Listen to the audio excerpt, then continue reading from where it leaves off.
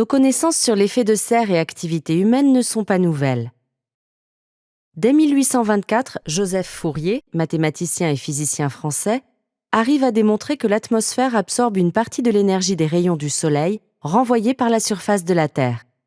En 1860, John Tyndall, physicien irlandais, découvre les principaux responsables de l'effet de serre, la vapeur d'eau et le CO2.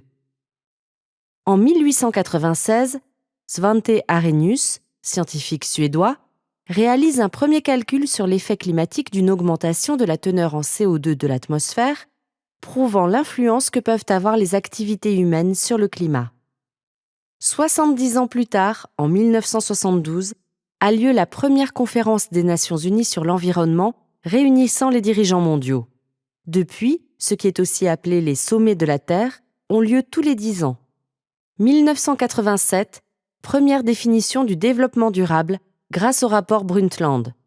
Le développement durable est un développement qui répond aux besoins du présent sans compromettre la capacité des générations futures de répondre aux leurs.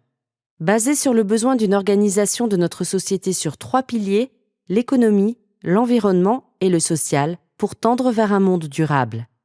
1988, création du GIEC. Le groupe d'experts intergouvernemental sur l'évolution du climat est l'organisme de référence international du changement climatique.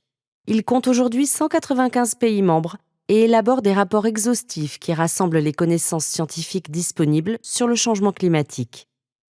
1992, au sommet de la Terre de Rio, les gouvernements vont, pour la première fois, déclarer qu'ils sont conscients de l'impact des activités humaines sur la Terre et de leurs effets néfastes.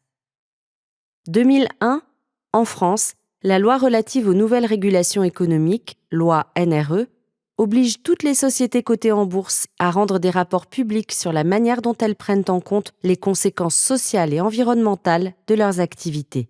C'est la première loi contraignante en termes de responsabilité sociétale des entreprises, RSE. 2009, lors de la COP 15, les États du monde se sont mis d'accord pour limiter à 2 degrés Celsius la hausse des températures d'ici à 2100. 2015, les États membres des Nations Unies se rassemblent lors de l'agenda 2030 pour concevoir les 17 objectifs de développement durable, ODD.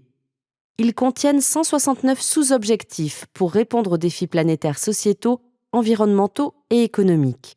La même année, l'accord de Paris va être signé lors de la COP 21. Tous les efforts vont être mis en place pour limiter le réchauffement planétaire à 1,5 degré Celsius.